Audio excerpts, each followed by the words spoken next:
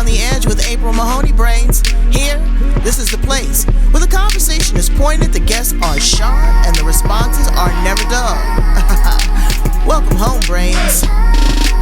Coming to you straight from San Diego, California. Let's welcome our host, April Mahoney.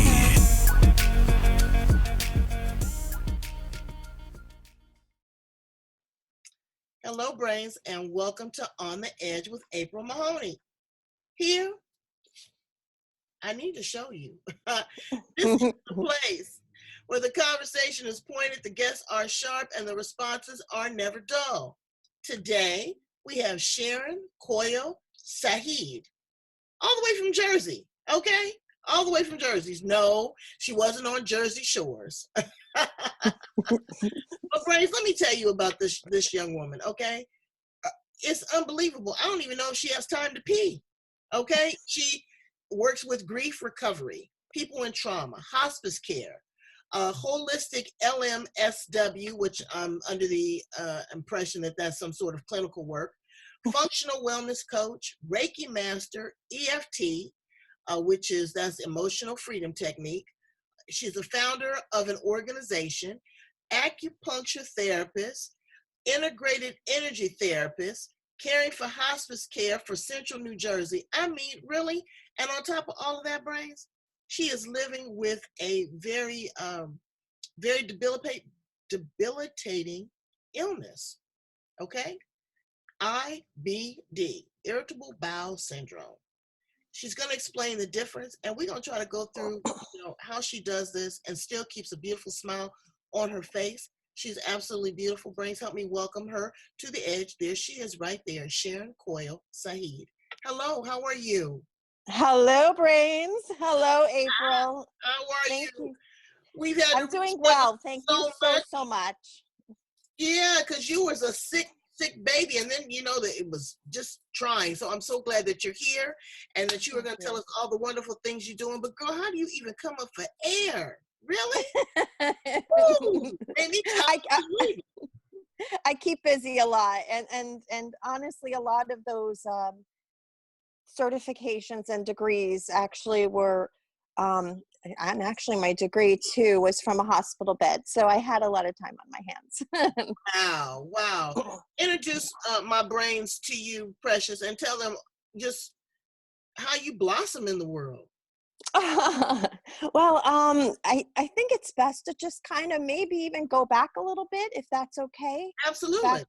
Back a little bit in time, because I call it my journey, from illness to wellness, and wellness being, the state that I'm in now. Am I in perfect health? I don't even know what that is, but I'm definitely heck of a lot better than I was last year. So we can only get better and better each moment, each week, each month, each year. So I take it like that. But my journey began a long time ago, many moons ago, I would say around 1990, and I was diagnosed. Well, I was in theater, and I was kind of like groomed I had a manager and all this stuff, and was going to go on tour with Camelot in this New England tour. And in 1990, I just got this intestinal virus that didn't go away. It was relentless. And it didn't go away for 2 years, and it wasn't a virus. I was actually diagnosed with inflammatory bowel disease, and under the umbrella of that is ulcerative colitis and Crohn's disease. And I like that you talked about the distinction of and no disease or syndrome is great. My heart goes out to anyone that's suffering with any chronic disease, but inflammatory bowel disease is an autoimmune disease that can attack anywhere in your digestive tract, and it also can have extra intestinal manifestations. And irritable bowel syndrome is no picnic in the park either, but it's more of a syndrome that can actually be somewhat more controlled through diet, stress management, and some medication. Wow. Yeah. So explain what an autoimmune disease is. I know what it is, but a lot of brains don't. An autoimmune disease. That can affect, let me go back a little bit, because that can affect your blood, that can Mm-hmm. affect your joints, your muscles, you know. So yeah, tell us what that is. Yeah. So my theory about it is, and hopefully this will, get bigger as we grow, um, with more research and everything into it. And I'm loving that functional medicine is becoming such a wonderful thing now. And I'm a functional health coach. I like to think as autoimmune, under just the big umbrella, and under that would be like MS, rheumatoid arthritis, inflammatory bowel disease, Hashimoto's, and just all of those. But within those autoimmune, okay, it attacks different parts of your body. So MS is going to attack the myelin sheath, so it's that neurological piece of it. Rheumatoid arthritis is attacking, the structural, and so it's kind of like your body is attacking itself in certain areas. Hashimoto's is the thyroid, right? And acting as if that part that it's attacking is not your own. So it's almost like if you had intestinal transplant, and when it rejects it. So for me, my body was rejecting and turning against my large intestine. Wow. So Yeah. that, so, not being too graphic, but people want to know, did it make it hard? Did you have diarrhea? Did you have constipation? Did you have digestive problems? Certain foods that you just could not eat? Did you have a lot of gas, vomiting? What, what was the beauty? Yeah. Thank you so much for asking as well, because with intestinal diseases, and especially with this one, which really comes about in one's teen years, it sometimes peaks. There's a lot of shame with it because people don't want to talk about, that part of the body, especially if you're a woman. We don't do that. But in 1990 to 92, I probably was going to the bathroom 30 to 40 times a day without control. Bloody stools.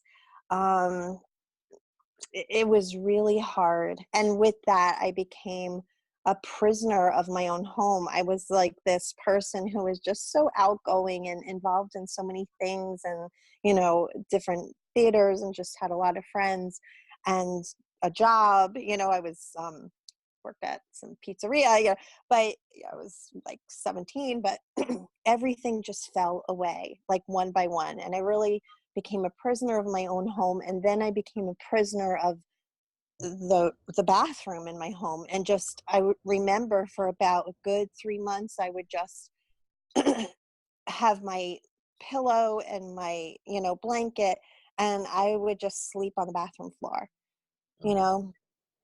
It was pretty terrible. And in those days, there really wasn't too many medications. There's some kind of different medications now that seem to be working. So I'm really happy about that for other, people.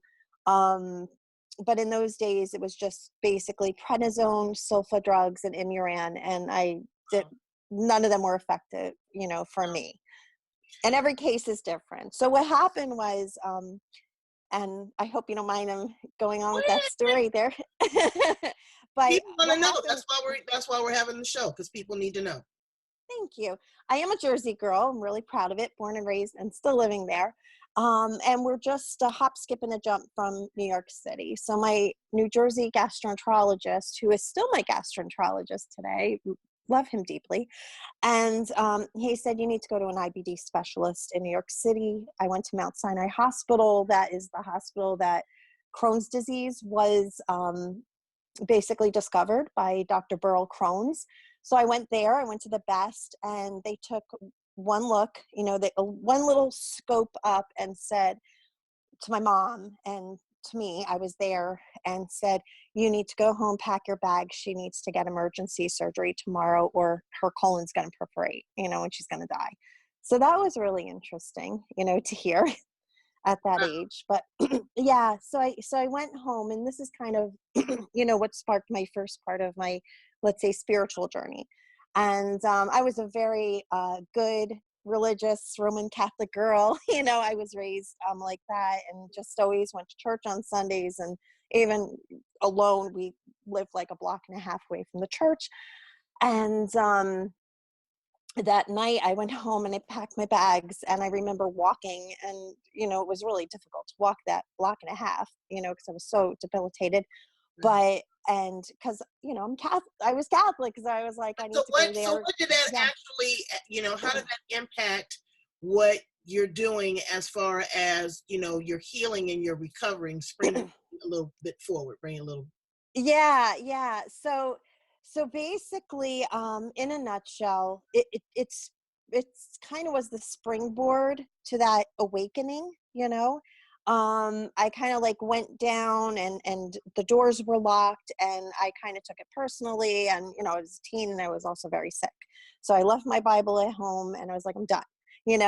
And so I went through the surgery, was in a medical coma for a week. Wow. Didn't even know that. I woke up, I had a near death experience where I met my grandfather, who I was very close to, who died a year or two before. And I just knew that, that universe, that presence was with me. So my life just became about, how am I going to serve? How am I going to serve? My life was saved for a reason and a purpose. So I just began exploring anything and everything. And that was like my first, you know, spiritual awakening, I would say. And, just to spring it forward a little bit. And then I kind of like was better. And, I had my colon removed, temporary ileostomy, a J pouch formation, and it was a horrible, terrible, crazy surgery. Was in the hospital for over a month. Okay.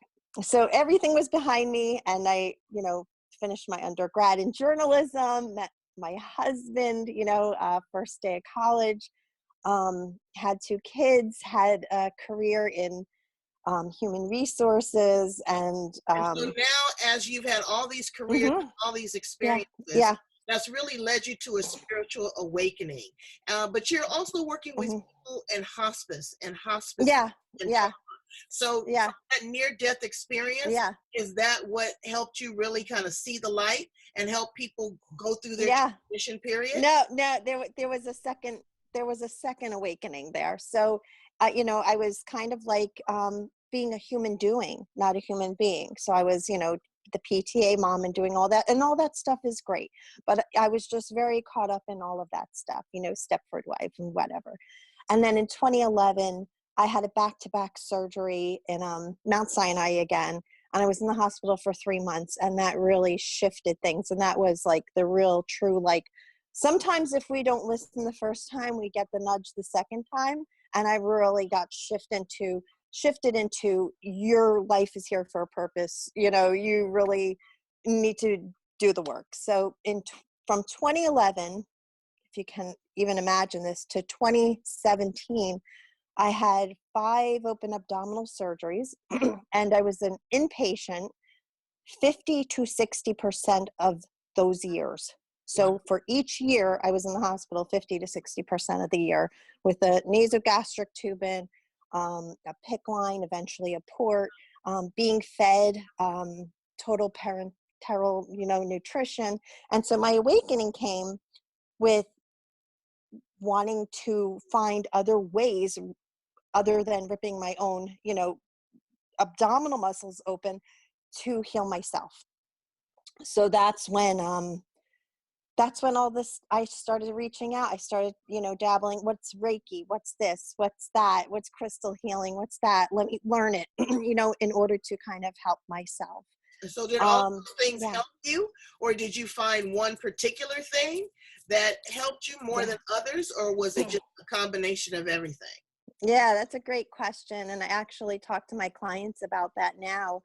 Um, there's not going to be, unless there is, for someone, a one thing or a one size fits all. And so I like to have a lot of tools in my tool belt to kind of say, let's find your own healing puzzle, and like, let's try this, let's try to see if this will work, and do a little bit of this and do a little bit of that, and do a little energy psychology and maybe emotional freedom technique, and all of a sudden something clicks in them, and then they're like, yeah, that's it. So what do you I say to feel the good. person that is kind of going through, maybe not exactly to the extreme, that you went through? Yeah, They're having yeah, signs and they're having symptoms. There's a lot of times people are afraid to go get their colonoscopies Mm, the polyps in there. They think that they're doing yes. something, and it's wearing the lining thin inside of Mm-hmm. it. And the colon, let me tell you, brains is awful. I heard of a situation of a person where it backed up, it, Yes. it went the other way. So you Yeah, have to absolutely. really kind of be careful with that. So you're working with people in hospice and hospice care. Yes. Tell us Yes. a little bit about that, and how you really kind of um, found a calling to help people Mm-hmm. transition. Yeah, yeah. In 2014, from my bedside, as an inpatient, I said, you know what, I think I want to become a social worker. You know what I mean? Uh, And yeah, and I did. I did a lot of the tests and the exams as an inpatient with an NG tube, and I do not even know how I did it, honestly, wow. but I did. But I think also too, having that goal, it helped me keep moving forward.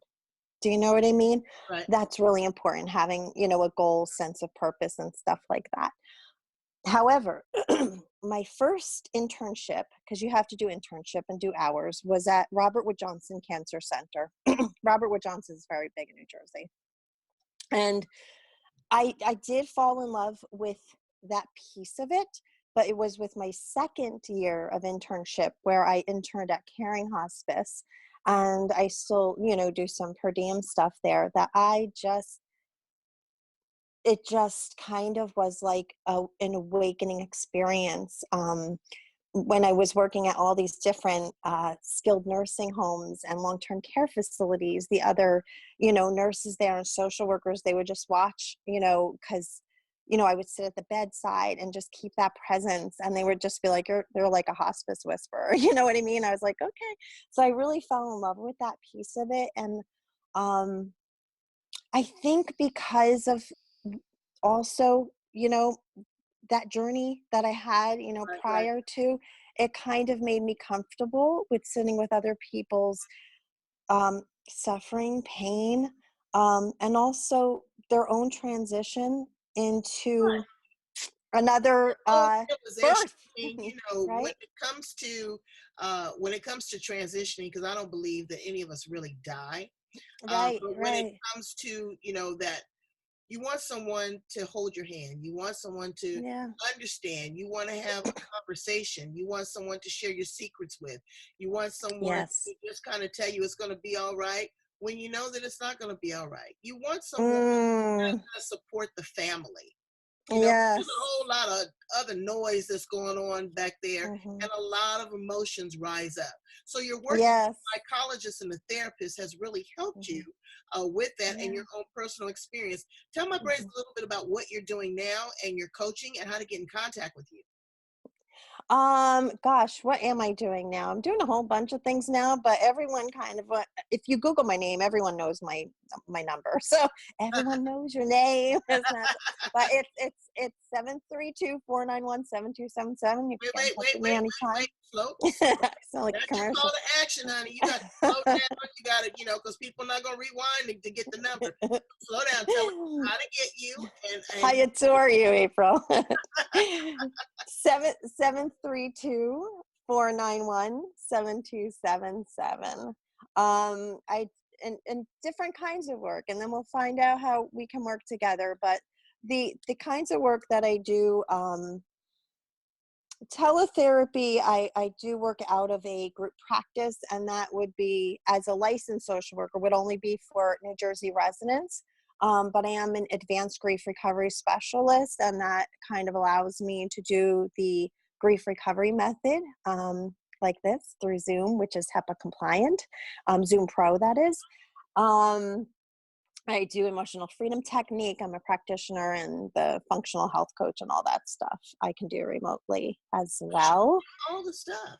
All the All You're this stuff. doing it, you know what? But I just hope and pray that you always carve out just a little bit of time for you, where you're not helping Ah, someone else and you're not, healing or, thinking just a little bit of time, because you have an incredible story.